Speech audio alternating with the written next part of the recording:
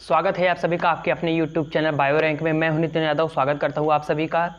तो गाइस, पिछले लेक्चर में हमने एसिड का केमिकल प्रॉपर्टीज़ और फिज़िकल प्रॉपर्टीज़ देख लिया था।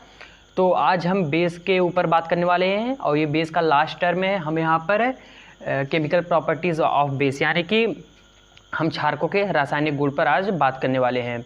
तो चलिए बिना समय गंवाए हम अपने टॉपिक को शुरू करते हैं। तो हमारा टॉपिक क्या है? केमिकल प्रॉपर्टीज़ ऑफ बेस यानी कि क्षारकों के रासायनिक गुण। तो यहाँ पर हमने कुछ प्रॉपर्टीज़ लिखे हुए हैं। इससे पहले हम कुछ बातों को जान लेते हैं, कुछ टर्म्स को जान लेते हैं। फिजिकल प्रॉपर्टीज़ की अगर हम बात करें तो जैसे हम लोग जानते हैं एसिड जो होता है वो लाल लिटमस पेपर यानी कि रेड लिटमस पेपर को ब्लू कर देता है, और जो बेस होता है जस्ट उसका अपोजिट, उसका उल्टा करता है। वो क्या करता है? वो ब्लू लिटमस पेपर को लाल कर देता है। लिटमस पेपर क्या है वो हम इंडिकेटर में जानेंगे। वो एक प्रकार का इंडिकेटर है, सूचक है, जिससे हम पहचान कर लेते हैं कौन सा सब्सटेंस एसिड है, कौन सा सब्सटेंस बेस है। ठीक है, ये क्लियर हुआ। और एक चीज़ और हम लोग बेस के बारे में जानते हैं। जो बेस होते हैं वो बिटर टू टेस्ट होते हैं। बिटर टू टेस्ट का मतलब स्वाद में खट्टे होते हैं। ये बेस की कुछ फिजिकल प्रॉपर्टीज़ है। तो हम उसकी केमिकल प्रॉपर्टीज अब जान लेते हैं। केमिकल प्रॉपर्टी में हमने यहाँ पहले लिखा है, क्षारक जो होते हैं वो अधातु ऑक्साइड से क्रिया करके लवण तथा जल यानी कि साल्ट और वाटर बनाते हैं।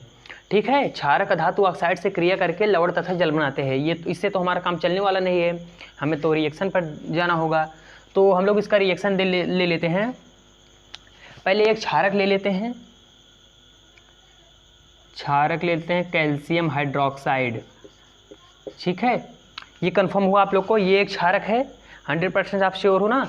तो इसके साथ कोई अधातु ऑक्साइड यानी कि नॉन मेटेलिक ऑक्साइड ले लो। नॉन मेटेलिक मतलब अगर मैं कार्बन डाइऑक्साइड CO2 ले लूँ तो वो हो जाएगा CO2।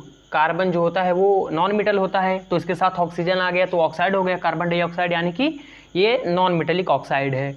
अब जब इसका हम रिएक्शन करवाएंगे तो हमें क्या मिलेगा? हमें सॉल्ट और वाटर मिलेगा। तो कैसे होगा देखिए, यहाँ पर 2 ऑक्सीजन है और 2 हाइड्रोजन है। यहाँ पर 2 ऑक्सीजन है। अगर यहाँ से एक ऑक्सीजन यहाँ आ जाए तो ये CO3 हो जाएगा। यहाँ से एक ऑक्सीजन निकलकर अगर यहाँ आ जाए तो ये CO3 हो जाएगा। और यहाँ पर सिर्फ एक ऑक्सीजन बचेगा और 2 हाइड्रोजन बचेगा, यानी कि बन जाएगा H2O। ऐसा कुछ बन जाएगा वहाँ पर। तो ये फिलहाल वहाँ पर ऐसे दिख रहा है, OH2 दिख रहा है। आप इसको क्रम में लिख सकते हो H2O। ठीक है, और इसको हम ये CO3 बन जाएगा। जब यहाँ एक ऑक्सीजन आ जाएगा हम इसको Ca के साथ कंबाइन कर देते हैं तो हमारा सिंपली क्या बन जाएगा? CaCO3। ये क्या है? ये सॉल्ट है।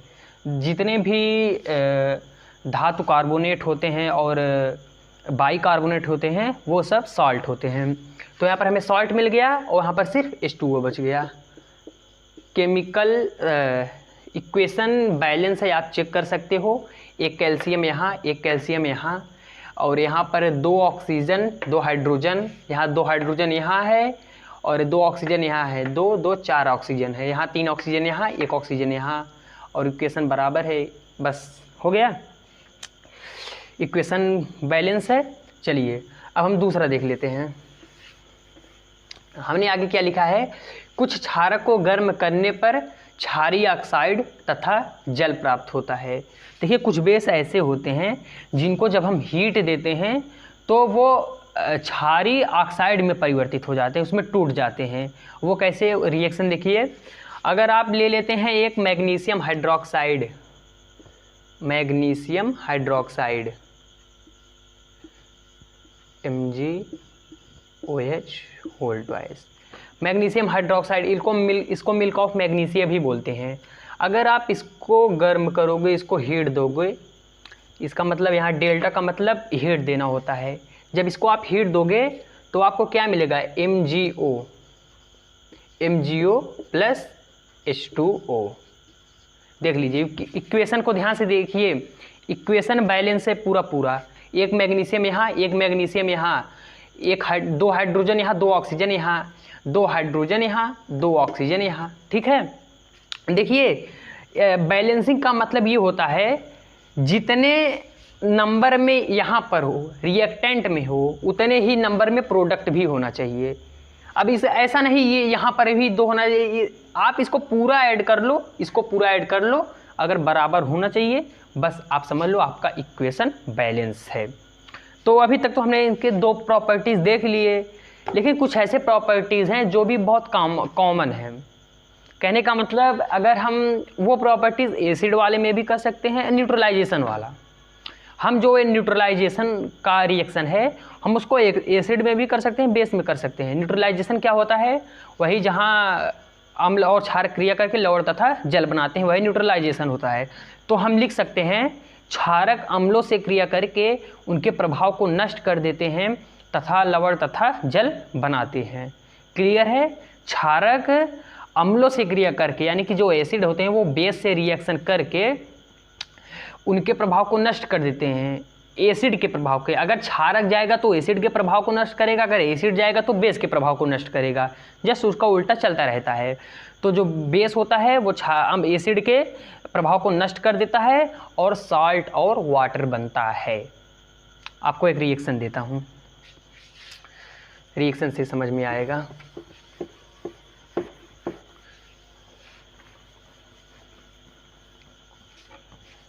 चलिए, क्या हम देखेंगे कि जो क्षारक होते हैं वो अम्लों से कैसे क्रिया करते हैं। तो देखिए, एक क्षारक पहले ले लेते हैं NaOH, और ये एक क्षारक हो गया, और एक एसिड ले लेते हैं HCl। चलिए ध्यान से देख लीजिए इसको, ये बेस है, ये बेस है और ये एसिड है। ठीक है, क्लियर है ना इतना?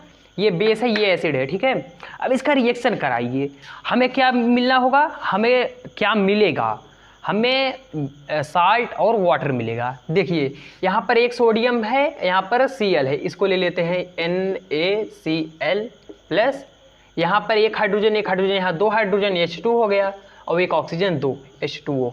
देख लीजिए, ये साल्ट है और ये वाटर। ये तो इसको तो कौन नहीं जानता, इसको जनरली सिंपल साल्ट भी इसे बोलते हैं। इसका उपयोग हम लोग अपने खाने में करते हैं और बहुत से काम में करते हैं।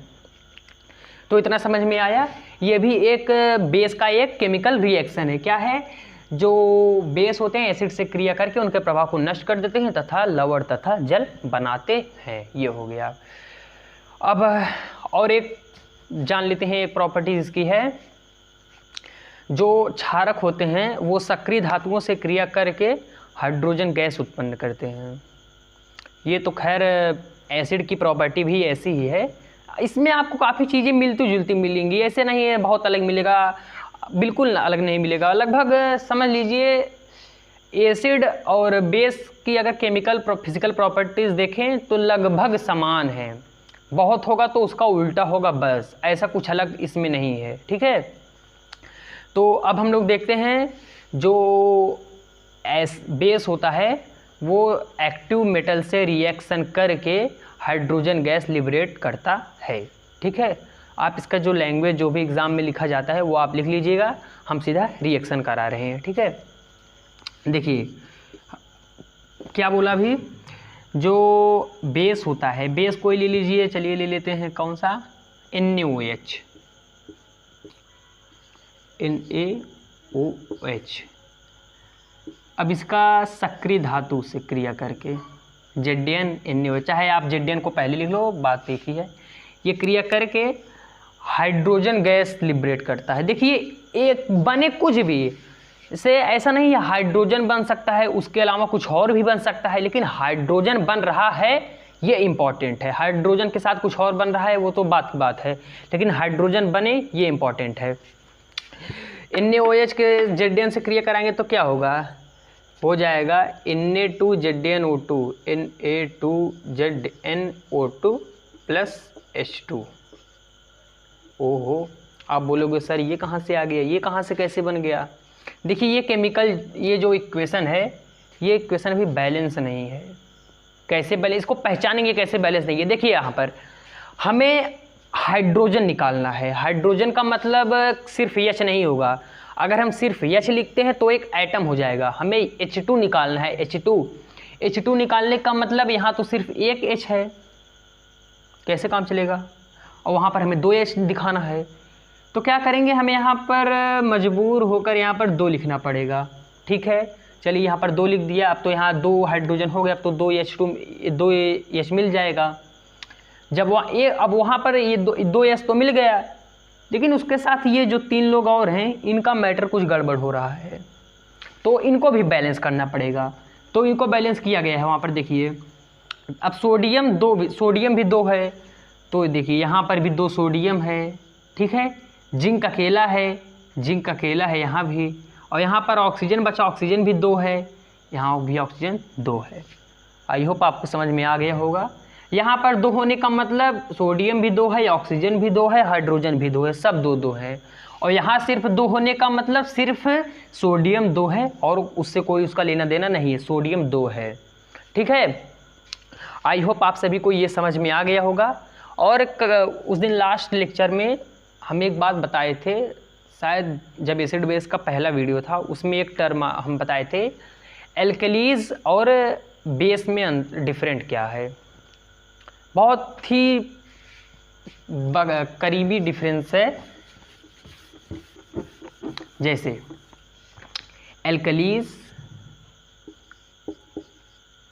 एल्कली और बेस, इसका क्या डिफरेंट है ये समझ लेते हैं।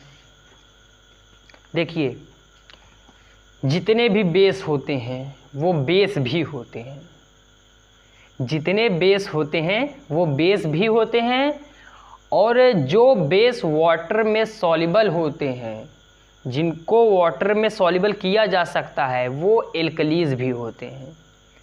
थोड़ा घुमा रहा होगा बट बात को समझिए, बहुत सिंपल है। देखिए, चलिए मैं भी NaOH ले लेता हूँ। यहाँ देखिए, NaOH ले लिया, NaOH क्या है, सोडियम हाइड्रोक्साइड है। अब ये बेस है, ये बेस है, परमानेंटली मैं बोल रहा हूँ, आप लिख ले लो, ये बेस है। ठीक है, बेस है मान लिया। अब अगर मैं बोल दूँ ये एल्कलीज भी है, सॉरी यहाँ पर, चलिए इसको यहाँ लिख दीजिए। अब मैं अगर बोल दूँ ये एल्कली भी है, तो आप क्या बोलोगे, एल्कली, ये कैसे हो सकता है, एल्कली भी दोनों हो सकता है। तो आप वहाँ पर एक कंडीशन होगा, क्या कंडीशन होगा, अगर ये सोडियम हाइड्रोक्साइड वाटर में सॉल्युबल होगा तो ये बेस भी होगा, एल्कलीज भी होगा। I hope you understand this. अगर ये वाटर में सॉल्युबल है तो ये बेस भी होगा और एल्कलीज भी होगा।